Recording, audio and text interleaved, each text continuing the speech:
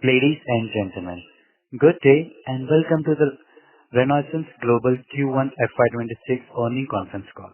As a reminder, all participant lines will be in the listen-only mode, and there will be an opportunity for you to ask questions after the presentation concludes.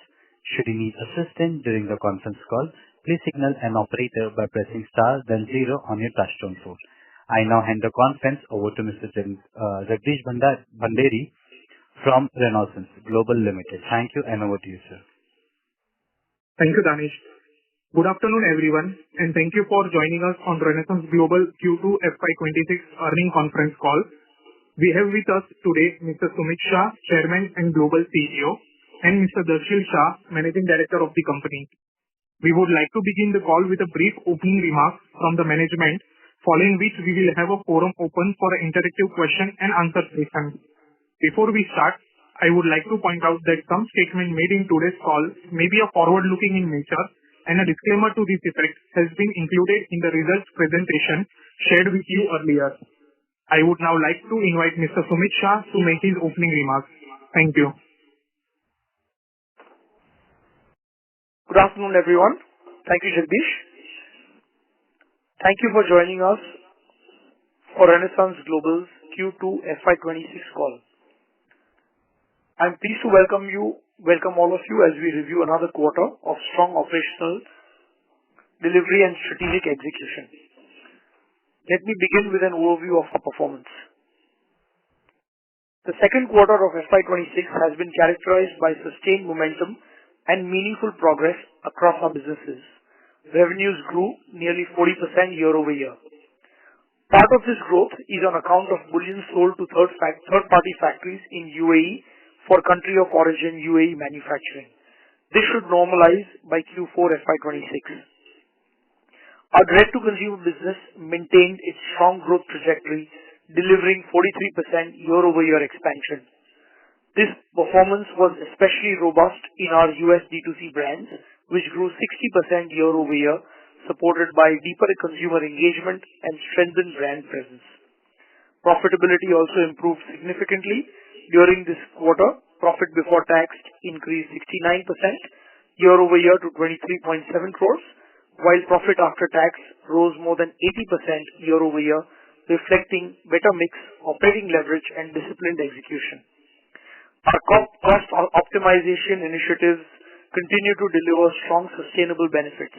In Q2 FY26, total expenses, excluding sales and promotion, declined by 11.3 crores for the quarter compared to the same period last year. We thus remain firmly on track to deliver annualized cost savings of over 40 crores. I'm also pleased to share a major milestone in our premium lab-grown diamond jewelry strategy. Our second Jean Doucet boutique in New York City is set to open in mid-November 2025, marking the entry into one of world's most influential luxury markets. We have already received a very encouraging number of appointment requests, reinforcing our confidence in the launch. Jean Doucet continues its strong trajectory, delivering 40% revenue growth to FY24 revenues. The New York flagship continues to contribute roughly 25 crores annually, 30% of the brand's total sales, demonstrating robust profitability and impressive retail productivity. We plan to open an additional 2 or 3 Jean Doucet stores in calendar year 26, bringing the total footprint to 5 locations. Each location is designed to be a meaningful contributor to both revenue and profitability, while further enhancing the customer engagement and scaling our direct-to-consumer portfolio. This expansion reinforces our commitment to ethical, luxury, brand-led growth and leadership in the fine jewelry segment. With this momentum, we remain confident of achieving our FY26 direct-to-consumer revenue target of 305 crores.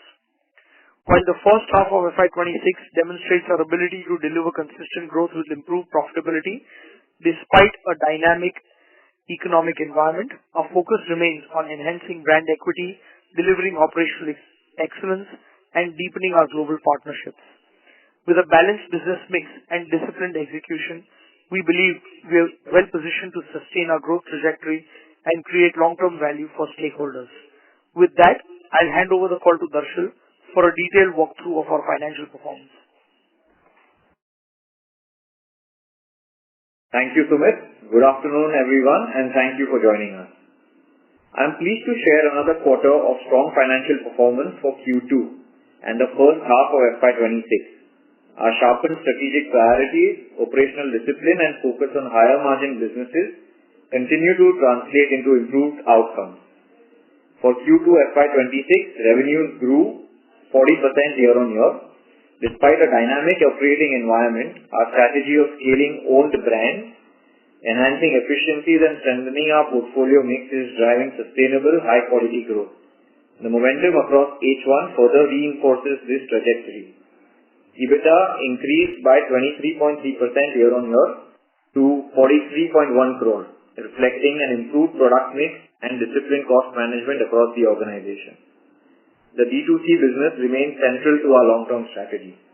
The segment demonstrated strong scalability, delivering 43% year-on-year growth, driven by exceptional performance in the US market, which expanded by over 60%. We remain firmly on track to achieve our FY26 D2C revenue target of 305 crores. D2C profitability strengthened significantly during the quarter, supported by improved mix, better unit economics, and disciplined marketing spend. D2C EBITDA for Q2 FY26 grew 96% to 7.2 crores, with EBITDA margins expanding from 8.8% in Q2 FY25 to 12.1% in Q2 FY26, and with similar meaningful margin expansion across H1. Company-wide profitability also strengthened. PBT rose to 23.7 crores, up 69% year-on-year, supported by an improved mix and continued cost discipline. PBT before exceptional items for H1 FY26 stood at 45 crores, up from 33 crores in H1 FY25. This is a growth of 35% year-on-year. PAT before discontinued operations reached 20 crores, an 80% increase year-on-year, highlighting the resilience of our earnings and strength of our diversified portfolio.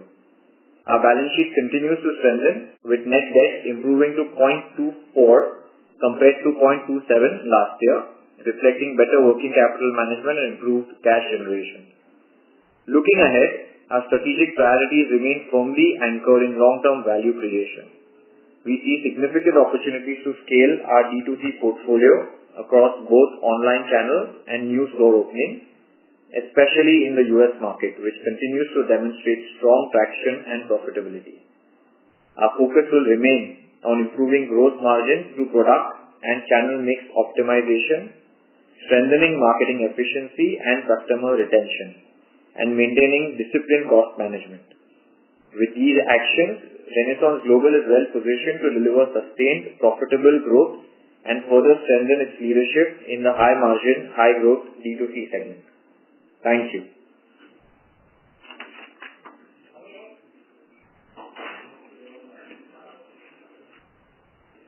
Thank you. Can we open the floor for question and answer?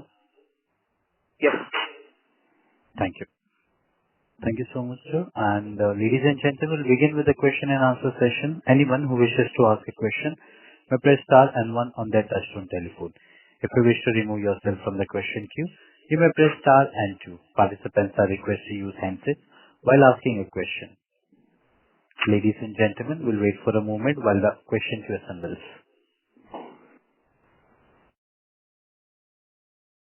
Our first question comes from the line of Rupesh Sathya from Long Equity Partners. Please go ahead. Hello, sir. Thank you for the opportunity and congratulations on good set of numbers. My first question, sir, is you said there were some bullion sales to UAE region for country of origin purpose. Can you quantify the number for Q2? Yeah. So the number is somewhere in the region of 70 to 80 crores. So, while the customer brands shows a growth of 47%, there is an element of bullion sale to third-party contractors for casting purposes, in order to have country of origin UAE. So that effectively reduces the sale of that region. So you should look at sales for the customer brand segment as having a lower growth rate and being adjusted by about 75 crores. And that would also explain the margin compression, sir? That's right. The gross margin, yes.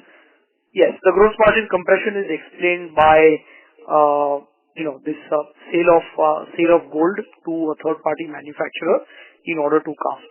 That explains the reduction in the gross margin. So I mean, excluding this gold sale, what would be our EBITDA margin on the rest of the business for Q2?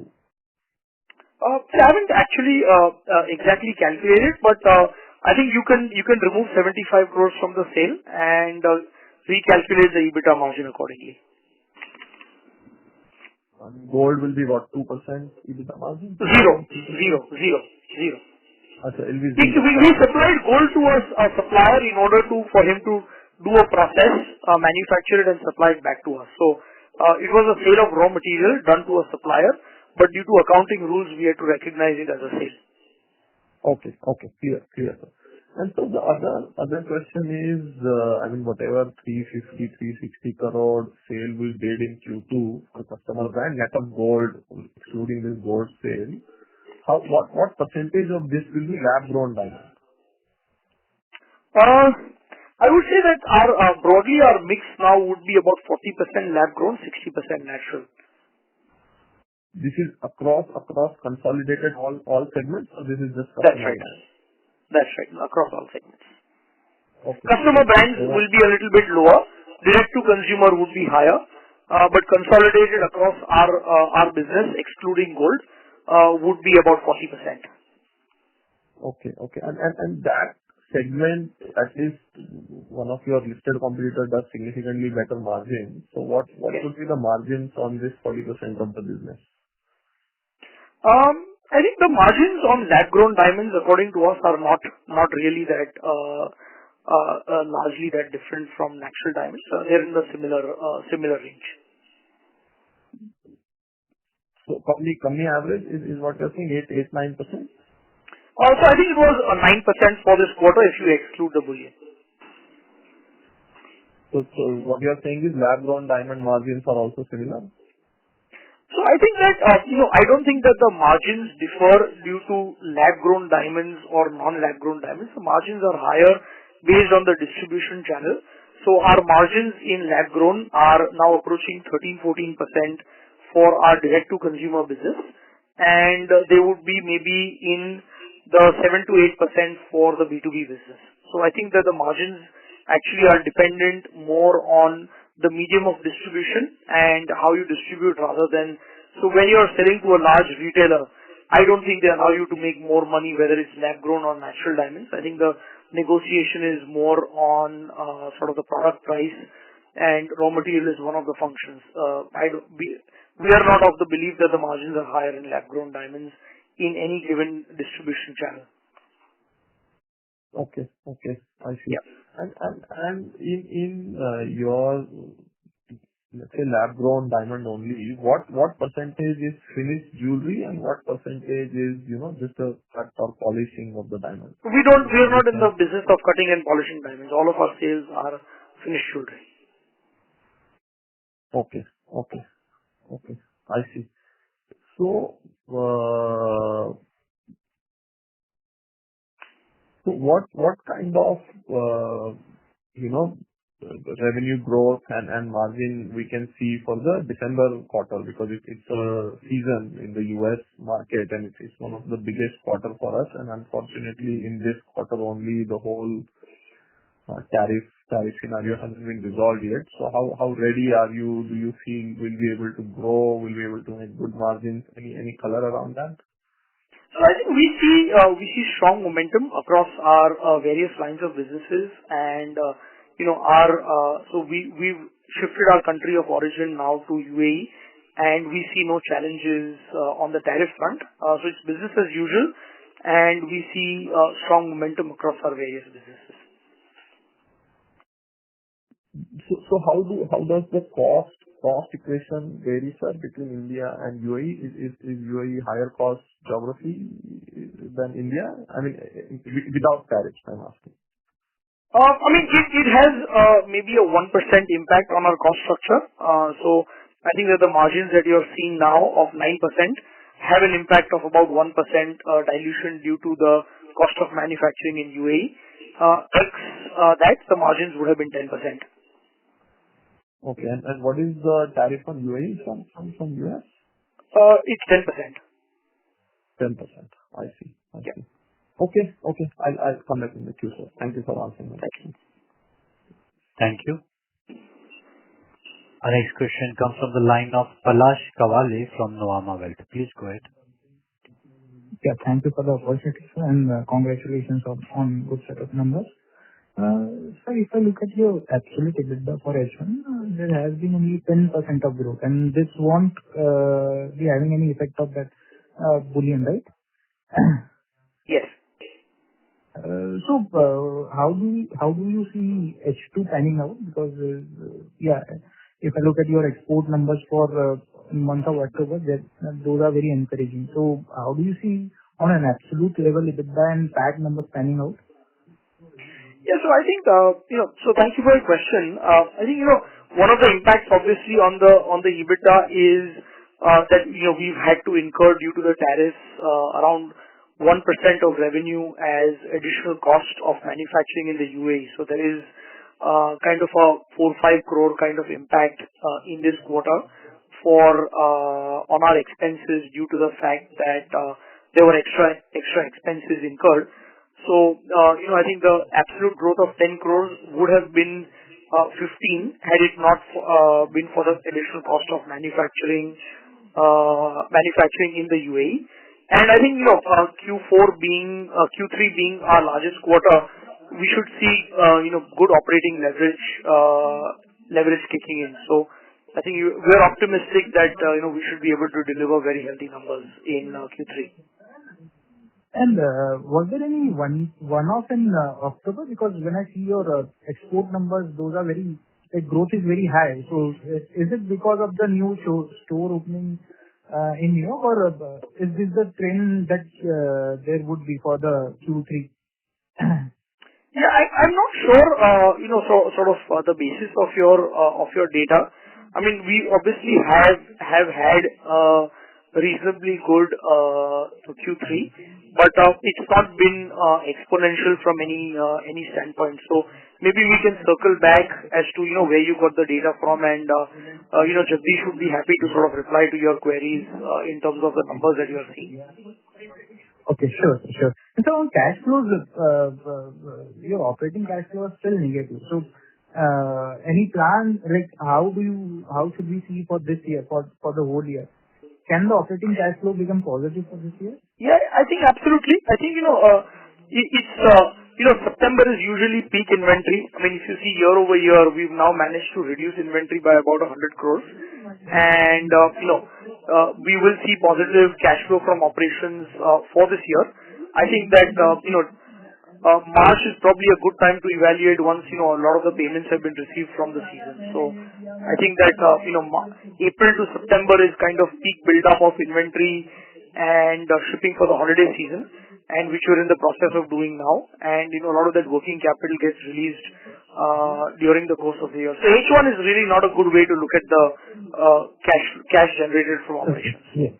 Okay. And the last question on debt side, I see your interest costs have come down for the quarter. So what was the reason for it, and any plan of reducing the debt for this year? Yeah, I think the effort sort of is ongoing. I think that as we move towards direct to consumer and more working capital efficient businesses, I think that the money required for growth is far lower, and I think there's definitely going to be a meaningful effort to reduce debt. If you see in this quarter, we've been sort of buying in much shorter duration, so our trade payables are lower by about 80 crores.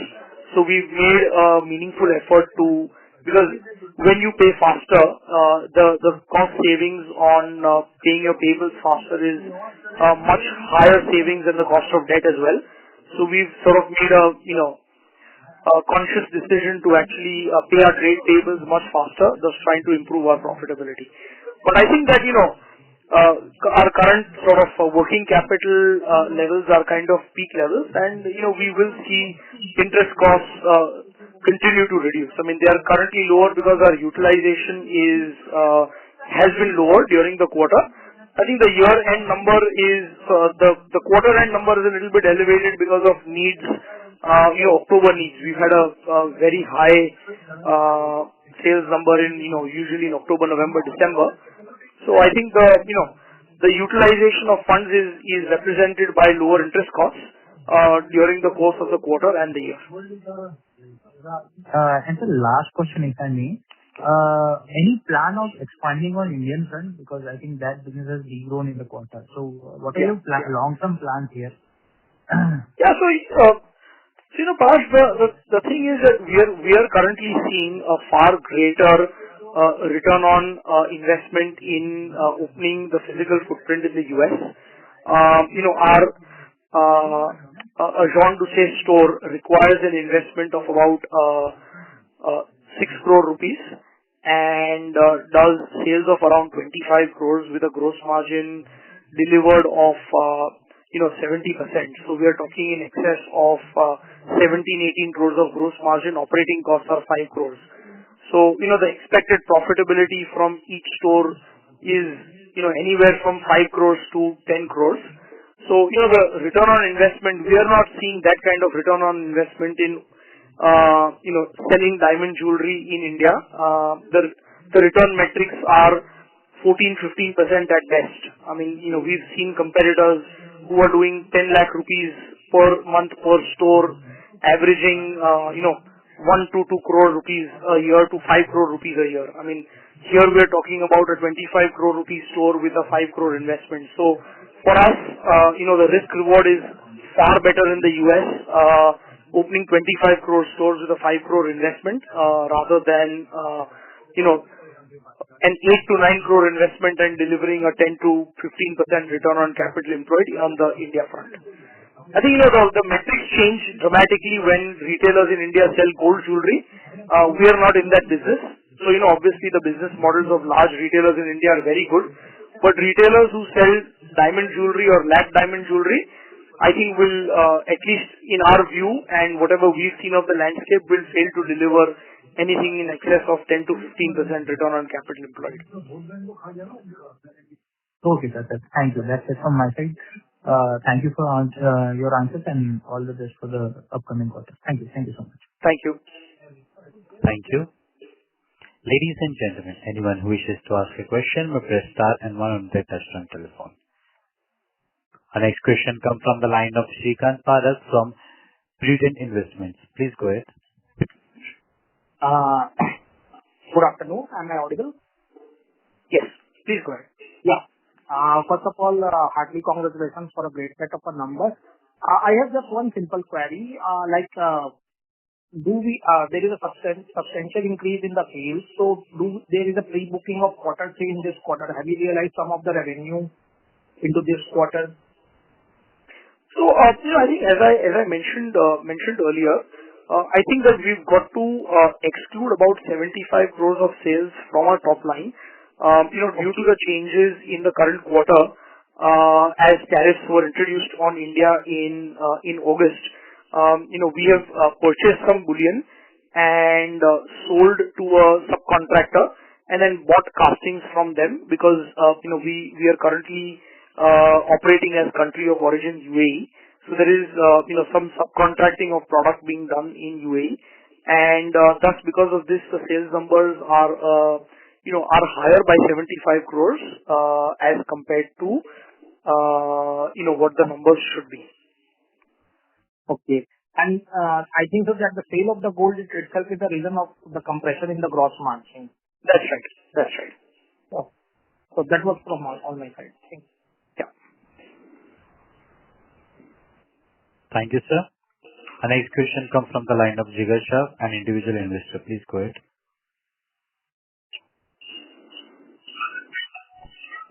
Hello. Hello. Hello. Yes, Mr. Shah, please go ahead with the question. Am I audible?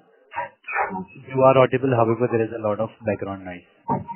I just want to ask that as I got to know that the 75 crores of the sale of the last quarter, we have to deduct in this result.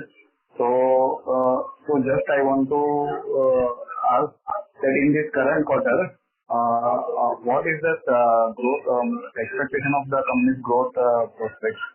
Because on paper, the last quarter results look very good.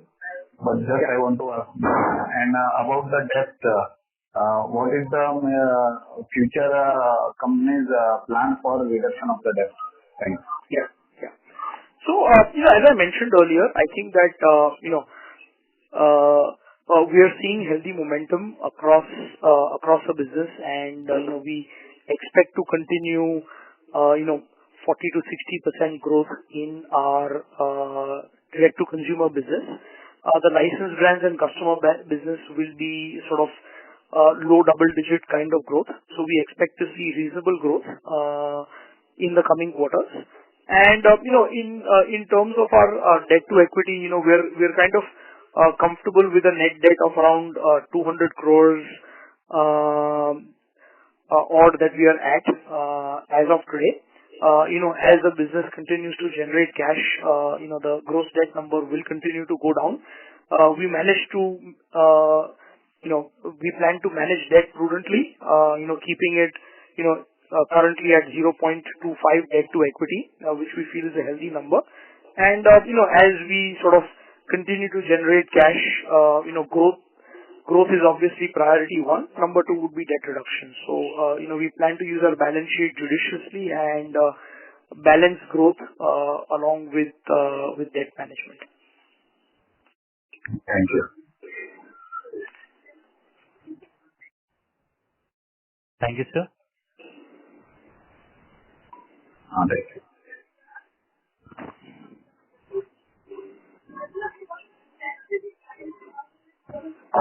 Ladies and gentlemen, anyone who wishes to ask a question may press star and one on their touchtone telephone. Our next question comes from the line of Rupesh Tatia from Long Equity Partners, a follow-up question. Thank you. Yeah, thank you for the opportunity again. So, few clarifications. So, sir, this 75 crore bullion sale, will we see this every quarter? I think there will be sale in the current quarter as well. Our own manufacturing facility is expected to come on stream sometime around the 10th of December. So we will see some amount of sale in the current quarter, and from quarter 4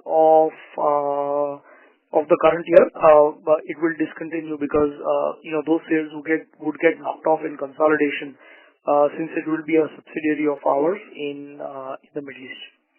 So to answer your question, there will be one more quarter of sales of bullion in the current quarter as well. So now you are showing 75 crore sales to a UAE subcontractor, then you get the castings, then you make the final product, and then that 75 crore becomes, 120, 130 is what you recognize in the final. So we sell gold worth 75 crores and we buy, castings worth 75 crores plus the conversion cost, right, from them. So 75 plus conversion is what we buy, and then we sort of do the value addition in India, set the diamonds, finish, polish, and then ship to our various customers. So it's a subcontractor who was sold some raw material, and then we purchased converted castings from that subcontractor. Okay. Understood. And sir, the licensed brand, I think there was a degrowth in this quarter. I don't remember how it was in the Q1, but you are saying we can expect low double-digit growth for the full year basis.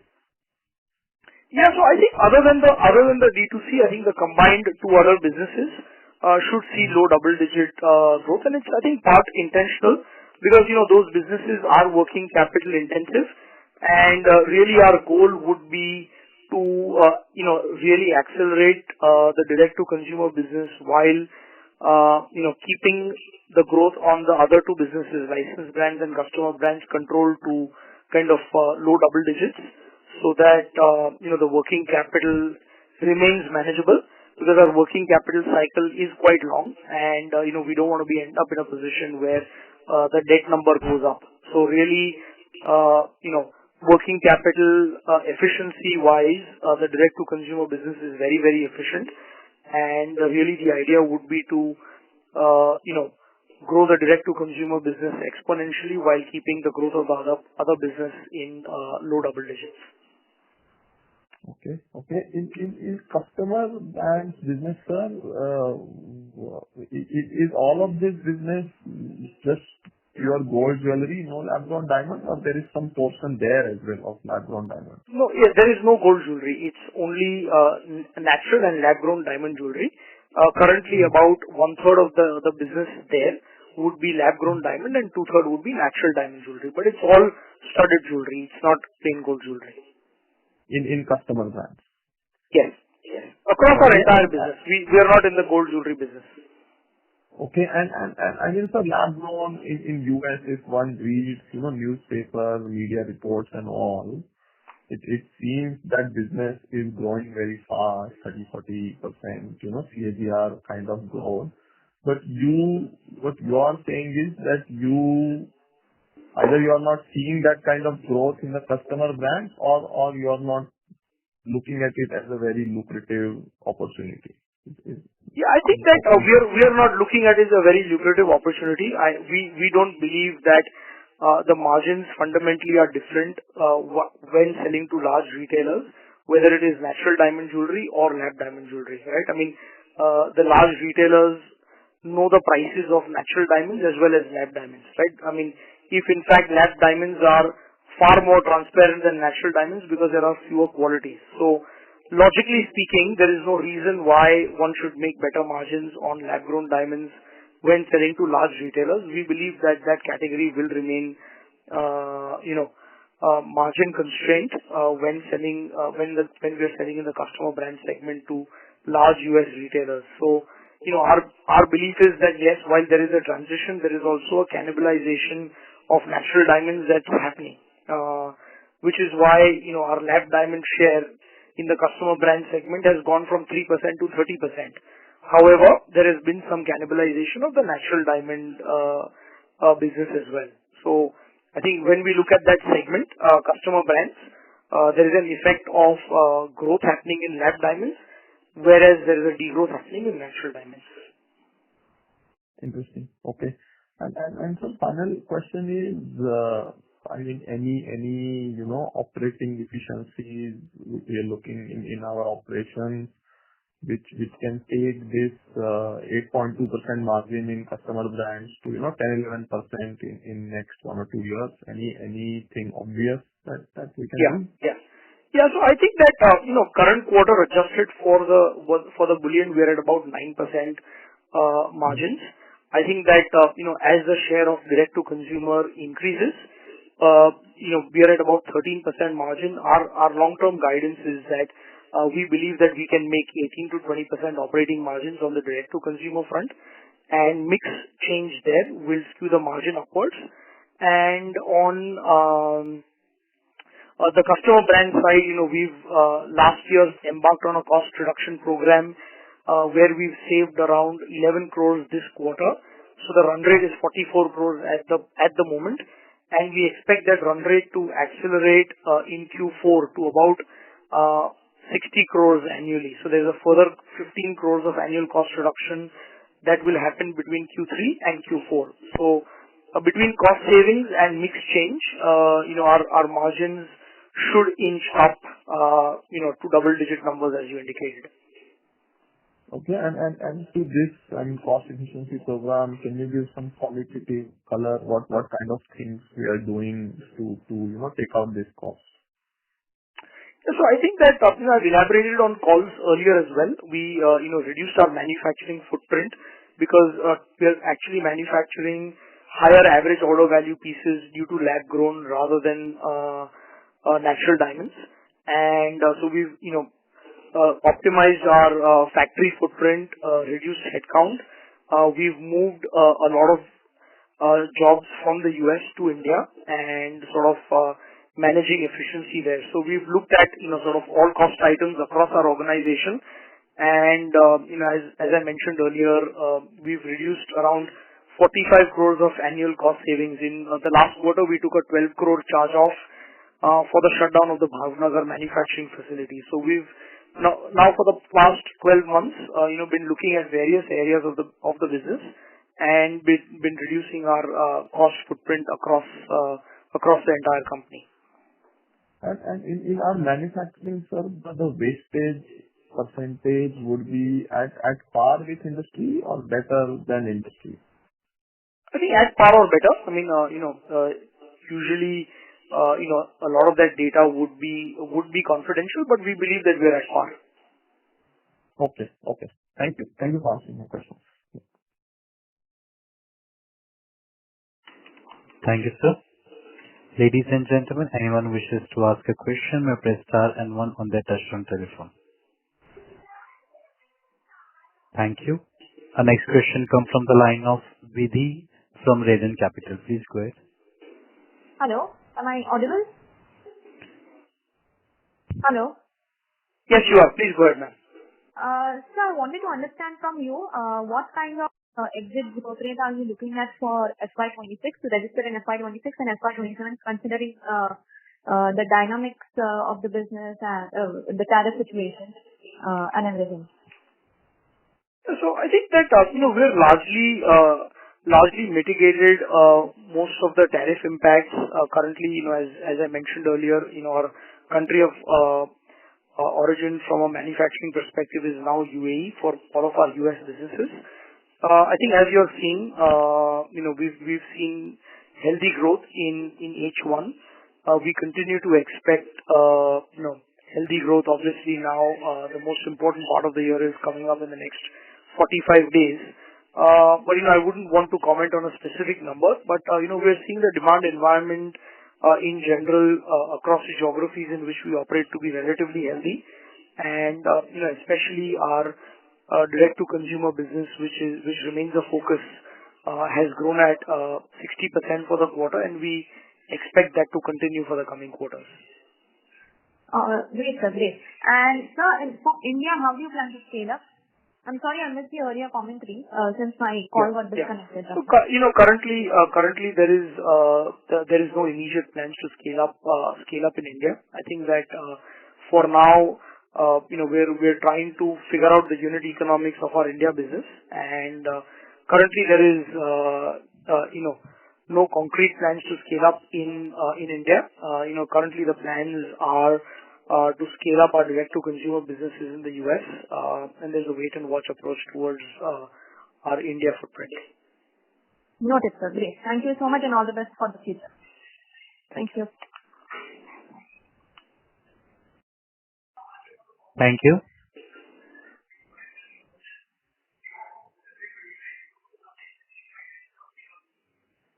Ladies and gentlemen, anyone who wishes to ask a question may press star and one on their touchtone telephone.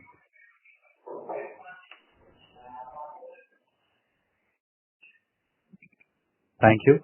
Ladies and gentlemen, as there are no further questions from the participants, I now would like to hand the conference over to Mr. Sumisha for the closing comments. Thank you, and over to you, sir. Yep. Thank you, everyone. I hope we've been able to answer all your questions. Should you need any further clarifications, please feel free to contact our investor relations team. Thank you very much, and look forward to seeing everyone on the next quarterly call. Thank you. Thank you, sir. On behalf of Renaissance Global Limited, that concludes this conference. Thank you for joining us, and you may now disconnect your lines.